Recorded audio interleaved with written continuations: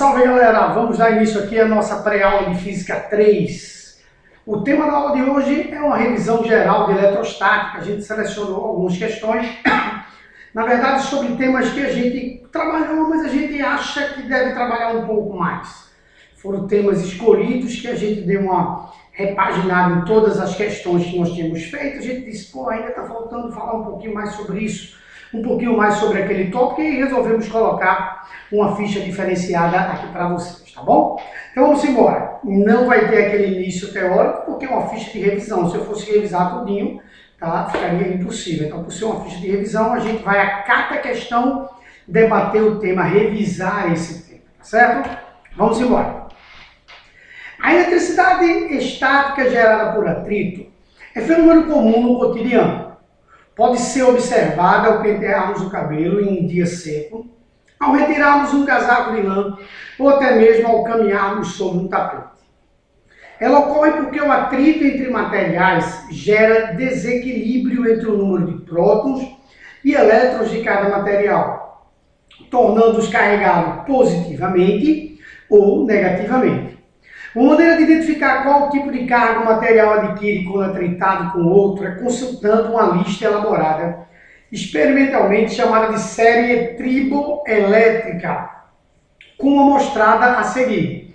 Tem uma sériezinha que, se você olhar, a gente não tinha especificamente conversado, feito uma questão envolvendo essa série triboelétrica. Essa série funciona assim: a lista está ordenada de tal forma que qualquer material adquire carga positiva quando atritado com os materiais que o seguem. Por exemplo, se eu aqui atritar o couro com o cabelo humano, o couro fica positivo e o cabelo humano fica negativo. Já se eu atritar o cabelo humano com a pele de gato, aí o cabelo humano agora fica positivo e a pele de gato é quem fica negativa. Se eu atritar a pele de gato com o papel, aí a pele de gato fica positiva e o papel fica negativo. E por aí vai. Então quem está acima nessa tabela fica carregado positivamente. Quem está abaixo fica carregado negativamente. A gente chama isso de série triboelétrica. Revisando a eletrização por atrito, a eletrização por atrito ocorre especificamente quando a gente gera esse atrito entre os corpos e aí um dos corpos vai perder elétrons. O que perde elétrons fica carregado negativamente e o que ganha elétrons, fica carregado positivamente e o que ganha elétrons fica carregado negativamente. Então, ganhou negativo, perdeu carregado positivamente. Ninguém ganha ou perde prótons. É interessante lembrar também que na eletrização por atrito, ao final da eletrização, os corpos ficam com cargas simétricas. Dizer que eles ficam com cargas simétricas não é simplesmente dizer que eles ficam com cargas de sinais opostos. É de sinais opostos e com quantidades iguais. Então é simétrico. Na eletrização por contato não é assim. Na eletrização por contato, após a eletrização, os corpos ficam carregados com cargas de mesmo sinal.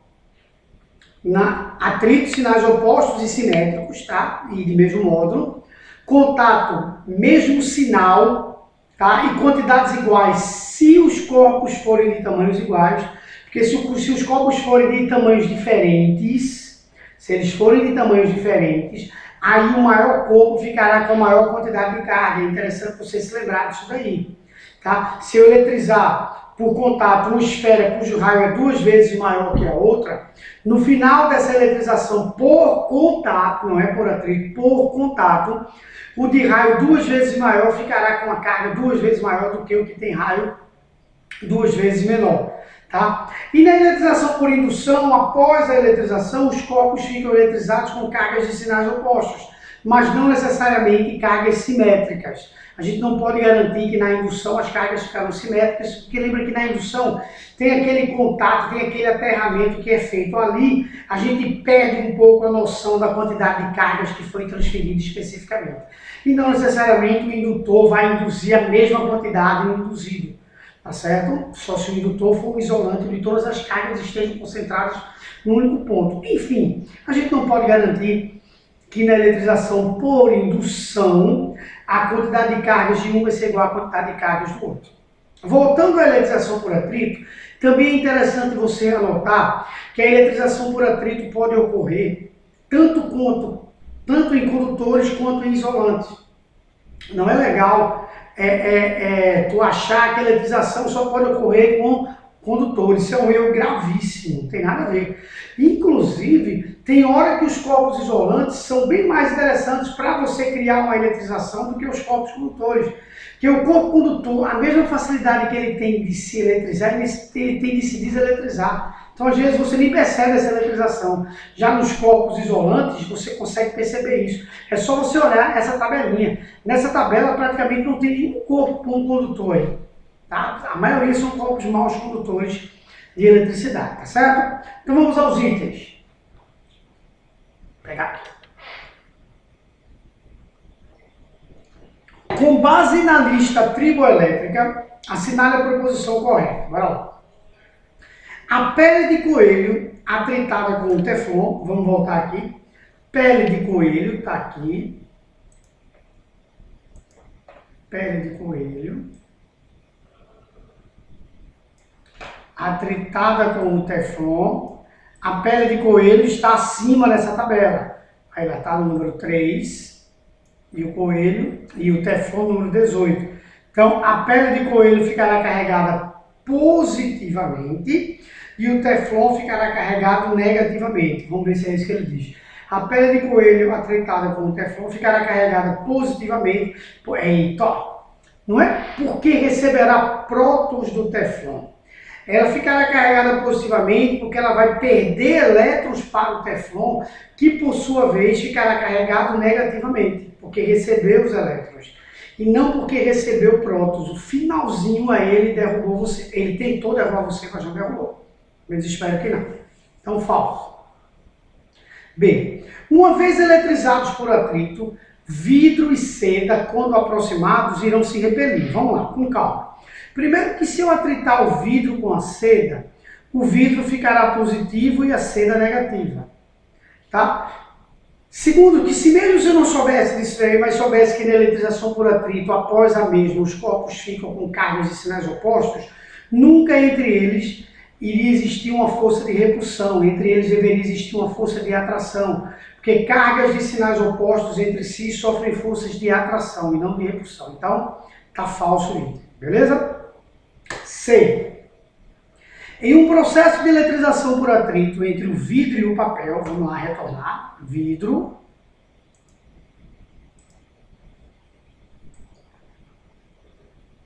e o papel está aqui. Então o vidro ficará carregado positivamente e o papel negativamente. Então o vidro ficará positivo e o papel negativo na eletrização entre eles, tá? Um positivo e outro negativo. Aí ele diz, se o vidro adquire uma carga de 5 unidades de carga, por exemplo, 5 coulombs, 5 microcoulombs, então o papel adquire uma carga de menos 5 unidades de carga, perfeito. Se o vidro adquirir uma carga de 5 microcoulombs, por exemplo, o papel vai adquirir menos 5 microcoulombs. Tá? Porque eles têm que ficar com cargas, além de ser sinais opostos, tem que ser simétricos. E simétricos significa quantidades iguais, tá bom? Então, esse é o gabarito certo. Mas eu vou ler os próximos só para a gente revisar geral. Letra D. 2 bastões de vidro aproximados depois de atritados com pele de gato irão se atrair. Não. Se eu atritar 2 bastões de vidro com pele de gato, os 2 bastões de vidro ficarão carregados positivamente. Então, na hora que eu colocar um próximo do outro, entre eles vão se repelir.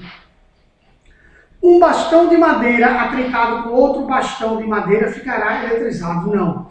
A eletrização por atrito, para ocorrer, os corpos têm que ser de materiais diferentes, porque senão eu não consigo essa eletrização. Tá bom? Então, a letra C confere perfeitamente o nosso gabaritozinho.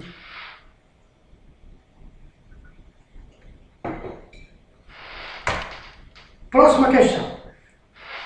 Para responder a questão, considere a figura abaixo que representa as linhas de força do campo elétrico gerado por 2 cargas pontuais QA e QB.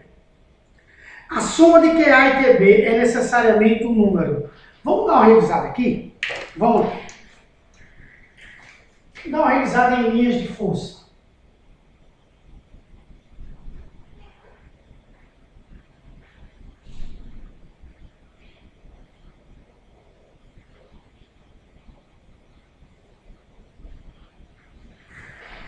Vê bem, as linhas de força sempre, primeira observação, sempre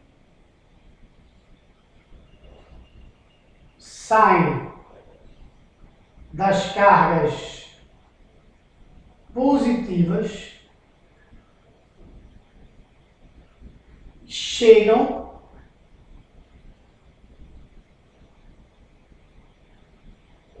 às negativas. Então sempre saem das positivas e chegam às negativas. Tá? Segunda informação. Sua concentração é proporcional à intensidade do campo.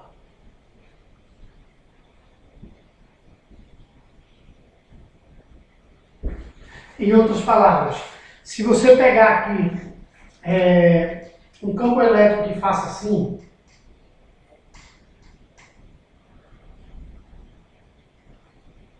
pode ter certeza que o campo ele é mais intenso nessa região, porque a concentração de linhas de força é maior do que nessa região aqui, tá certo? Então aqui eu tenho 3 linhas no mesmo espaço, tá? Onde eu tenho 3 linhas no espaço menor. Tem a mesma quantidade de linhas, porém no espaço menor. Então aqui elas estão mais concentradas.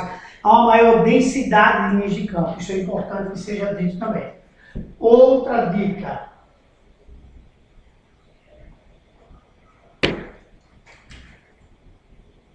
Sua quantidade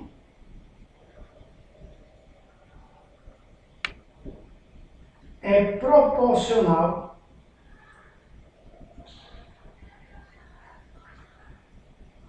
ao módulo da carga.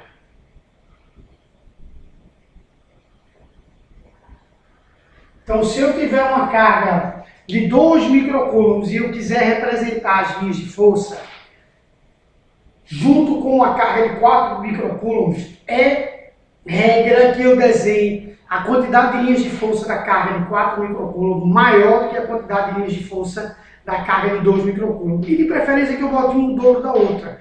Porque isso é meio que uma regra estabelecida, apesar de ser praticamente impossível você contar essas linhas, até porque são representações do campo isso daí, tá? Mas é meio que convencionado que você tem que fazer isso daí. Então você deve fazer essa consideração sempre. Outra, elas nunca se cruzam. Então você quando olha para essa figurinha, você vê que a configuração está muito bonitinha, justamente porque as linhas não se cruzam. É como se o campo, como não? O campo elétrico de uma carga não influencia no campo elétrico gerado pela outra carga.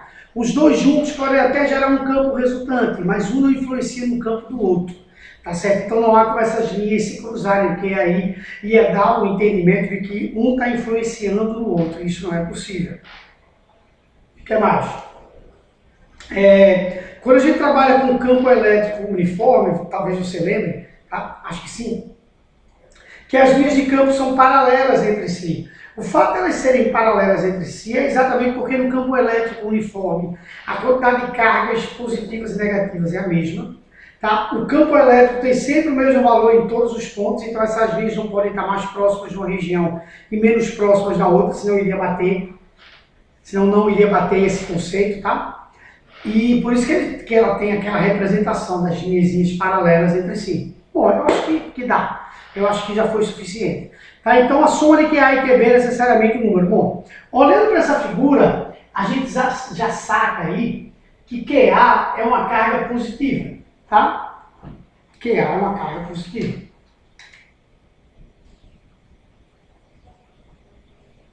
Ok? Porque as linhas estão saindo de QA. E as linhas estão chegando em QB. Então o QB é negativo. Agora você concorda que a quantidade de linhas que está saindo de A é maior que a quantidade de linhas que está chegando em B? Veja que tem uma certa... Ó, tem essas linhazinhas aqui, ó, essa e essa. Não, essa e essa aqui. Bem como essa e essa. Enfim, tem umas 10 linhas aqui de A que não estão chegando em B. Significa o quê? Que a carga de A em módulo também é maior que a carga de B. A é bem mais positivo do que B é negativo. É como se A, sei lá, fosse 30 microcoulombs e B fosse menos 5 microcoulombs. Tá? Então, quando eu somar A com B, por A ser bem mais positivo do que B é negativo, necessariamente vai dar um número positivo. Então, o gabarito é a letra B de bola. Porque eu estarei somando um número positivo com um número negativo, onde o número positivo em módulo é maior do que o número negativo. Então, não tem jeito de ser diferente. A carga de A somada com a de B necessariamente vai dar um número positivo. Beleza? Tranquilo. Vamos lá. Terceira questão.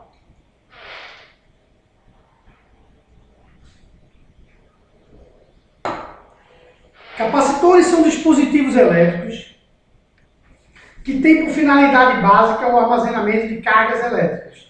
Capacitores são dispositivos elétricos que têm por finalidade básica o armazenamento de cargas elétricas. Beleza?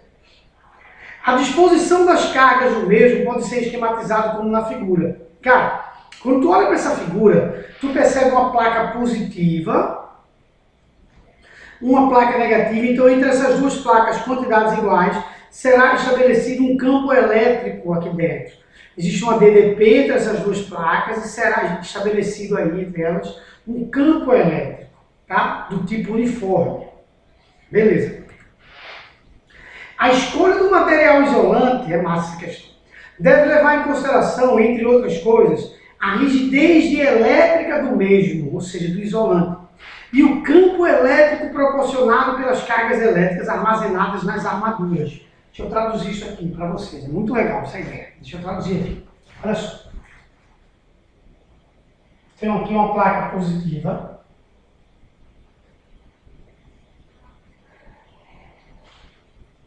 E tenho aqui uma placa negativa.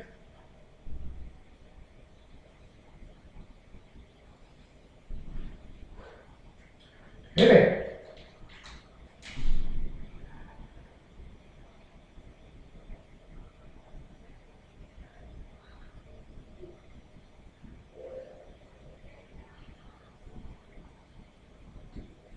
Entre essas duas placas existe um campo elétrico, tá? Entre as duas placas tem um campo elétrico. Tu pode até fazer uma analogia como sendo aqui a nuvem e aqui o solo. Beleza? Solo e nuvem. O tempo todo há uma iminência de ocorrer uma descarga elétrica da placa negativa para a placa positiva. O tempo todo. Tá? Porque a placa positiva significa que há falta de elétrons e a negativa tem o excesso. Então, há o tempo todo a possibilidade de ocorrer uma descarga entre eles. Por isso que aqui no meio você tem que colocar um isolante. Aqui o ar que é o isolante. Tá? E todo isolante tem o que a gente chama de rigidez dielétrica. O que é essa rigidez dielétrica? Essa rigidez dielétrica representa, anota aí, o maior campo elétrico que o isolante pode estar submetido sem ser ionizado. Ou seja, se a rigidez dielétrica desse isolante tiver valor 10 a 10, o campo elétrico entre esses dois, até ser 10, esse cara isola a placa positiva da placa negativa. Se o campo elétrico entre esses dois passar a ser 11, ou seja, vai superar a rigidez dielétrica do meio, aí esse meio isolante deixa de ser isolante, passa a ser um meio ionizável e ocorre a descarga elétrica. É o que ocorre aqui. Quando a quantidade de cargas elétricas da nuvem e do solo, através de um processo de indução, faz com que o campo elétrico aqui fique muito intenso, ele vence a rigidez dielétrica do ar. ou quando esse ar fica mais úmido e aí ele perde essa capacidade de isolamento. Tá? Mas de qualquer jeito, a descarga ocorre quando o campo elétrico entre a nuvem e o solo supera a rigidez elétrica do ar. Quer seja porque a concentração de cargas ficou muito grande entre a nuvem e o solo e ele superou a rigidez elétrica do ar, ou porque a rigidez elétrica do ar diminuiu, tá? O ambiente ficou mais úmido. Nas duas situações, vai ocorrer uma descarga elétrica toda vez que a rigidez elétrica for vencida. No caso de um capacitor, você quer que esse cara armazene cargas elétricas. Como você quer que ele armazene cargas elétricas, você não quer que essa descarga elétrica ocorra. O que menos você quer é a ocorrência dessa descarga elétrica. Então, como você não quer a ocorrência dessa descarga elétrica, o que é que você vai fazer? Você vai colocar um isolante aí que consiga suportar o campo elétrico entre as placas. Na questão, ele diz que o campo elétrico entre as placas é de 15.000 volts por milímetro. Então, ó, vamos lá. Ele diz que o campo elétrico entre as placas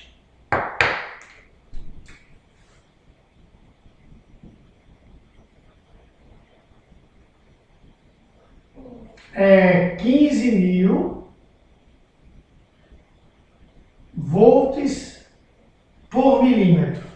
Ou seja, se o material isolante, presta atenção, se o material isolante tiver uma rigidez elétrica igual ou maior que isso, ele isola. Se a rigidez elétrica for maior do que essa, ele não isola. Então o cara diz, supondo que o campo elétrico entre as armaduras de um capacitor é da ordem de 15.000 volts por milímetro, e visando evitar o superdimensionamento da estrutura, porque o isolante tem que ter algo maior que isso. O campo elétrico do isolante, a rigidez elétrica do isolante, tem que ser maior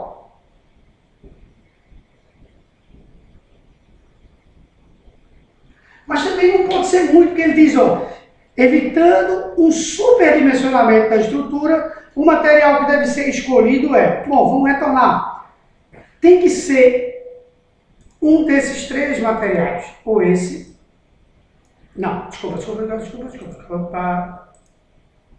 ou esse, porque esses três possuem rigidez elétrica maior que o campo elétrico entre as placas, que é de 15.000. Mas ele quer evitar um superdimensionamento, ou seja, ele não quer que tu use um valor muito maior. Tá? Então você vai pegar qual? 21. Você vai pegar o gabarito letra C. É o que você vai... Opa, perdão. Você vai pegar esse aqui, o gabarito letra C. Por quê? Porque para evitar, na verdade, C, D e E poderiam, mas para evitar o superdimensionamento, você vai escolher o C, é o que melhor se enquadra nessa ideia. Tranquilo? Beleza. Simbora, segue a vida. Quarta questão. Deixa eu ver o meu tempo aqui como tá. Legal. Quarta questão. O funcionamento do forno de micro-ondas é baseado na excitação de moléculas polares, tais como as da água e de algumas gorduras, tá? Não é de todas as gorduras, não, tá? De algumas gorduras, por um campo elétrico variável no tempo. Em um modelo simplificado, essas moléculas podem ser constituídas por duas cargas elétricas pontuais, mais Q e menos Q, separadas por uma distância D fixa. É mais ou menos como está essa figura aqui, ó. Mais Q e menos Q, separadas por uma distânciazinha D. Considera uma molécula polar, inicialmente em repouso, na presença de um campo elétrico uniforme, como representado na figura. Nessas condições, então eu vou desenhar aqui para que a gente possa conversar sobre essa molécula polar. Primeiro você precisa saber que o forno de micro-ondas, ele age exatamente, no caso da água, né, ele age exatamente nas moléculas de água do alimento. Tá? Aqui é positivo, né? Não, negativo. E essa é a positiva. Então, deixa eu colocar aqui. Aqui é o negativo. E aqui é o positivo. Beleza. E o campo elétrico está aqui, assim, para cima.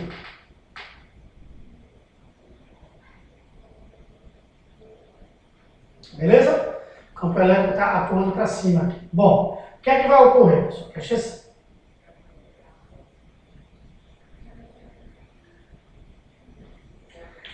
Cargas elétricas positivas quando dentro de um campo elétrico receberão forças elétricas de mesmo sentido que o campo elétrico. Essa ideia vem de F igual a Q vezes E. F.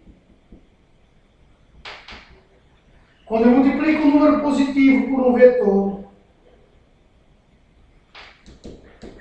dá outro vetor de mesmo sentido. Quando eu multiplico um número positivo por um vetor, dá outro vetor de mesmo sentido. Então, nessa carga positiva, a força sobre ela vai estar atuando para cima. Já na carga negativa, pelos mesmos motivos, se a carga é negativa, quando eu multiplico um número negativo por um vetor, dá um vetor de sentido contrário. A força sobre ela estará para baixo.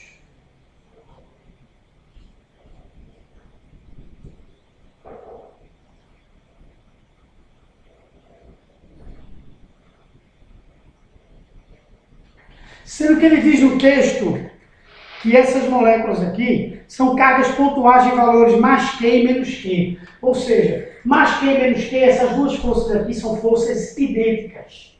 Elas só têm sentidos opostos. Se essas duas forças são forças idênticas, quando eu for calcular a força resultante nesse corpo, vai dar zero.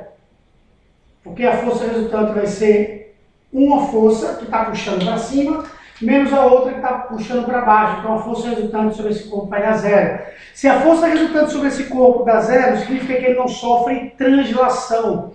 Nem ele sobe, nem ele desce. Então, força resultante zero significa que não haverá translação.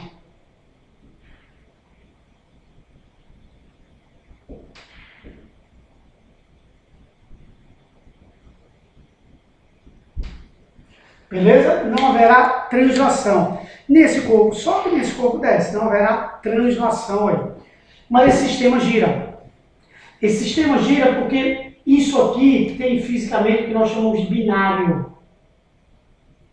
Binário é um sistema constituído de duas forças, de intensidades iguais, direções iguais, porém sentidos o quê? Opostos.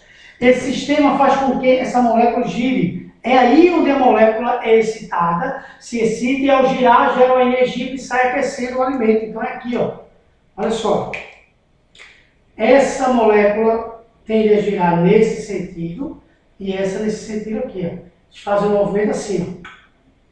Faz isso aqui. Ó, só você olhar esse torquezinho aqui. Esse movimento é nesse sentido. Então, essa molécula vai girar no sentido horário. Então ela não sofre translação, mas sofre rotação no sentido horário. Ela gira nesse sentido aqui assim, ó. Esse é o sentido de giro dela. E esse sentido é exatamente o sentido horário.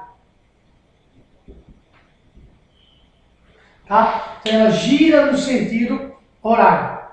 Mas não sofre translação, porque a força resultante é zero. Ela nem sobe nem ela desce. Veja como uma questão contextualizada cobra conceito pra caramba numa única questão. Então, terá movimento no... Não, letra A não. Terá movimento de sentido de rotação no anti-horário? Não. C. Terá movimento de rotação no sentido horário e não terá movimento de translação? Exatamente. Rotação no sentido horário, mas não haverá translação. Porque a força resultante é zero. Então, gabarito letra C. Beleza? Quinta e última questão. Tem tempo? Beleza. A questão falava assim. A durabilidade dos alimentos é aumentada por meio de tratamentos térmicos, como no caso do leite de longa vida. Esses processos térmicos matam os micro-organismos, mas provocam efeitos colaterais indesejáveis. E utilizam até o gosto. Eles modificam até o gosto. Tá? Um dos métodos alternativos é o que utiliza campos elétricos pulsados, provocando a variação de potencial através da célula, como ilustrado na figura abaixo. Então tem essa figurinha. Você submete essas células desses micro-organismos a um campo elétrico, tá? Pulsado aqui. Esse campo elétrico vai atuar exatamente na membrana dessa célula aqui, destruindo a célula desse micro-organismo. Porque alguns micro-organismos não suportam, as suas membranas não suportam estarem submetidas a esse campo elétrico, a uma determinada intensidade de campo elétrico, então elas são destruídas. Tá? Por quê? Porque onde você enxergar o termo campo elétrico, imagine que é uma DDP. Se é uma DDP, há um potencial energético aí. Se existe um potencial energético, essa membrana pode ou não suportar esse potencial energético. Tá? Depois a gente volta para essa figura. Aí ele diz, cadê? A membrana da célula de um micro-organismo é destruída, pronto, tá aí. Se uma diferença de potencial de 1 volt é estabelecida no interior da membrana, conforme a figura abaixo. Então, se for estabelecida uma DDP de 1 volt aqui, ela será destruída, tá? Lembra que tem esse lado aqui e tem esse lado aqui, tá? Então, tem que ser estabelecido 1 volt aí em cada uma dessas. Cada ΔV desse é 1 volt. Então, na verdade, ao longo dessa célula você tem uma DDP de 2, né? Que é um aqui e um aqui, ó. Ao longo dessa célula. São as duas membranas aqui assim. Deixa eu pegar para você. Se você olhar direitinho, tem aqui e tem aqui.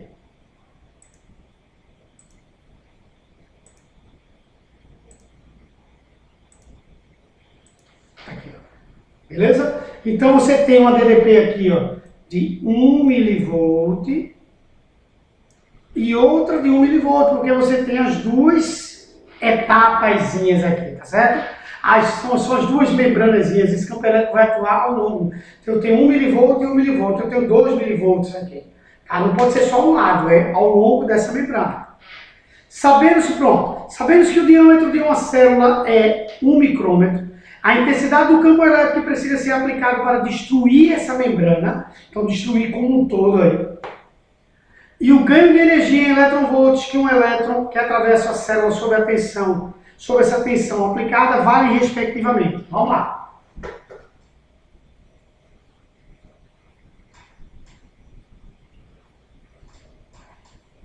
Então, a diferença de potencial aí, o campo elétrico, eu vou dizer que DDP U é igual a E vezes D, tá certo? U é igual a E vezes D, tranquilo? A DDP é de 1 mV mais 1 mV, que é igual ao campo elétrico vezes D. Por quê? Porque se eu vou utilizar o diâmetro todo, eu posso utilizar o raio também, metade. Aí eu uso metade dessa DDP só. Tá? Mas como eu quero utilizar esse diâmetro, o diâmetro ao longo do diâmetro, o diâmetro é isso aqui tudinho. Então ao longo desse diâmetrozinho aqui, eu tenho 2 mV. Agora, se eu quiser utilizar só o raio, eu utilizo só 1 mV.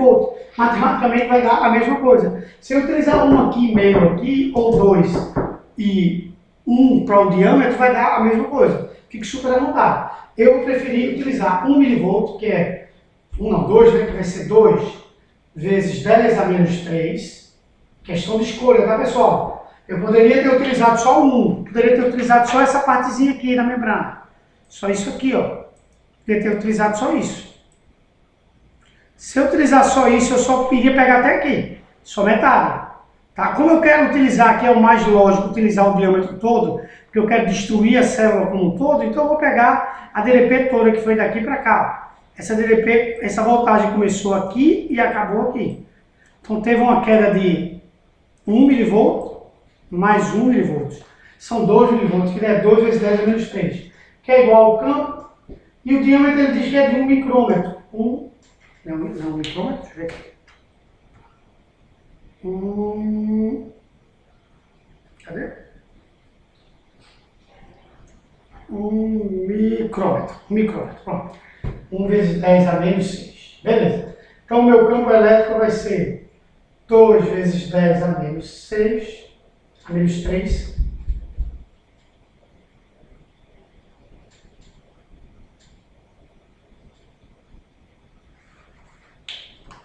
Eita, aqui está digitado errado.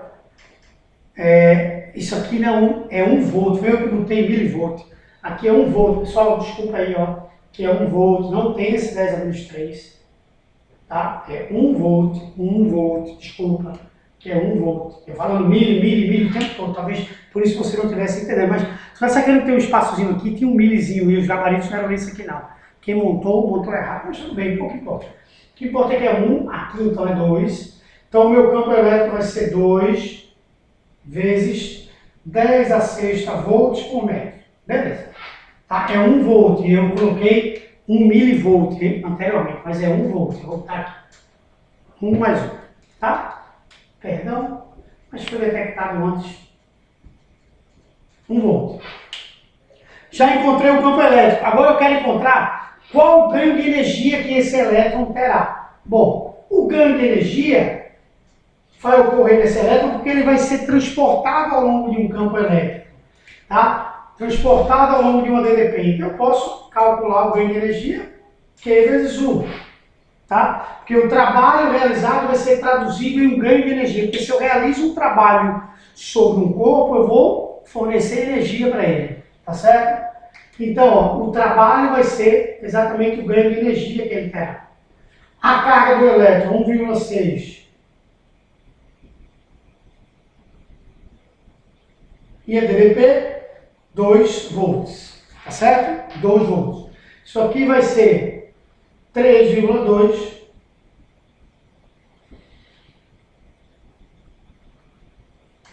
Mas ele pede em elétron-volts, está aqui, ó. Ele pede em elétron-volts. E diz que cada um elétron-volt vale 1,6 vezes 10 a menos 19 joules. Então, para que eu passe para elétron-volts, eu pego esse valor e divido por quanto? Por 1,6 vezes 10 a menos 19. É só fazer uma regra de 3. Se um elétron-volt equivale a 1,6 vezes 10 a menos 19, 3,2, que é o dobro, equivale a 2 elétron-volts. Tá? 2 elétron-volts. Então, só para recapitular um pouco essa questão, primeiro, eu utilizei o diâmetro na primeira pergunta, porque era mais, assim, fisicamente era mais coerente. Para isso eu tive que utilizar aquelas duas DDPs, que não era de milivolt, que era de volt. 1 volt e 1 volt. Eu disse milivolt, não. É 1 e 1. Tá? Eu encontrei o campo elétrico. Depois ele perguntou qual o ganho de energia que o elétron teria ao atravessar essa célula. Esse elétron seria submetido a uma DDP. Para atravessar, ele ia ter que passar por esses 2 eletronvolts. Ele ia ter que passar por esses 2 volts. 1 volt de um lado e 1 volt do outro. Ele ia ter que percorrer a célula como um todo. Então é 1 e 1. Tá? Então ele ia ter que realmente ser submetido a esses 2, tá certo, volts aí. Você também... Aqui eu poderia colocar Q vezes E vezes D, ia dar a mesma coisa. Você já tem encontrado o campo elétrico, né?